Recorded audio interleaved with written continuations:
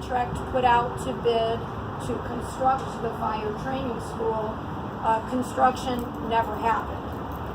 There's been feuding in Hartford on both sides of the aisle about this, and another reason that we wanted to come to the Valley today is to say we're going to stop the partisan bickering and just get things done, because the Naugatuck Valley is an important part of our state.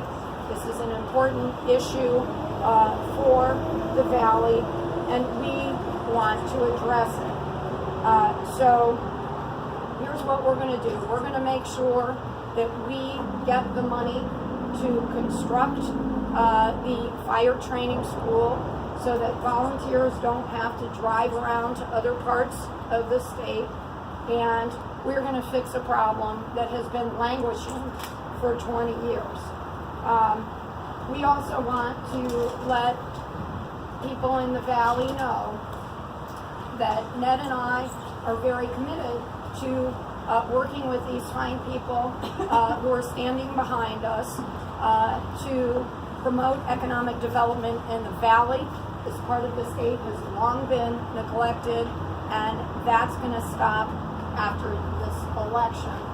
We want to work on the Waterbury train line to make sure that it's running on time.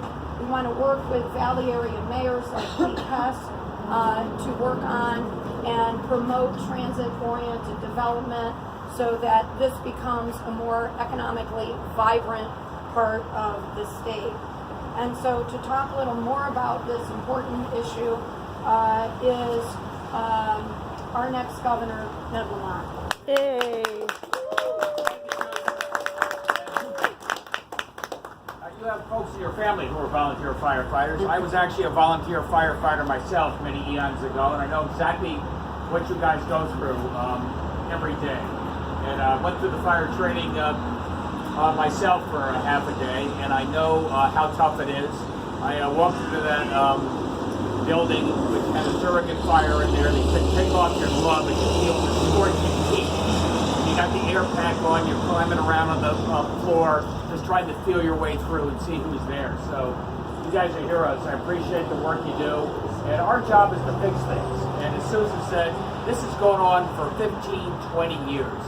And what you need is a governor who makes a decision and gets the job done. And that's what Susan and I mean to do in terms of the fire training facility. And that's what we mean to do in terms of transportation right here on the rail line as well.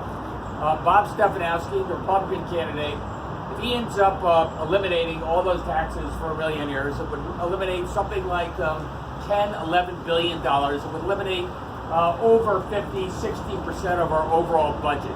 There would be no fire training facilities. There would not be more frequent rail service. They would cut back on our schools and education. And most importantly, in some ways, jack up property taxes.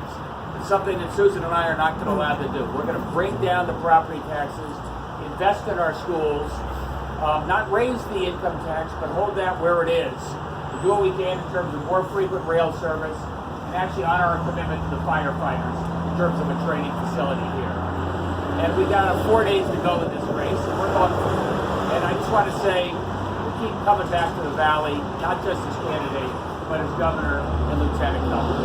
This is such an important part of our state, such an important part of our community, and we're bringing this back to life. Might be the first governor in generations who started a business and created jobs. As I go around the Valley, I see a lot of small manufacturing companies. Right now they're growing, they're prospering, but they're having a hard time hiring the people they need. That's one of the things we do. Make sure we train the people for the jobs that are out there, so there are more jobs here for people. They stay in the Valley, so our parents can stay in the Valley and our kids can come in and have a great opportunity here. And the most important thing I can do is hold down the property tax, bring down the property tax, make it easier for each and every one of you to stay in your communities, make it give good opportunity for your kids going forward, and solve these lingering problems like the fire training facility. It's going on too long. Hey, that guy's really on fire. He's taking off. And we're going to be here a lot coming forward. So I really appreciate you all being here. I really want to urge you, there's a big election coming up in 4 days on Tuesday. It's going to make a difference for your kids. It's going to make a difference for the valley. It's going to make a difference for the future of Connecticut. And Susan and I and the team here, and look, I need these guys elected, by the way. Let me tell you why I need them elected.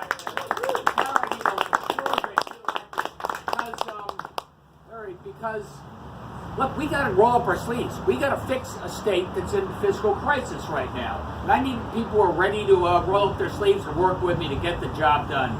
So just like this fire training facility that's just lingered for so long, we're going to fix that. We're going to fix this budget, get this state going again, and that's why I'm running for governor. And let these guys with us so we get the job done. Thank you. Yay. It's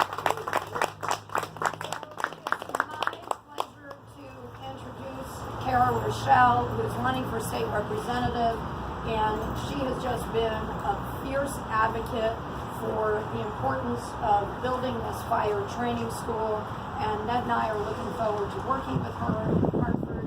Kara. Yay. So I want to start by saying this has been something that's been on my radar since I was a kid. My father, as many of you know, is a volunteer firefighter and a fire chief and teaches at the fire school, so I have been very aware that they've been teaching out of suitcases in the basement of various firehouses and having to drive down to other places to do their burn training in Fairfield and all over the state. And they're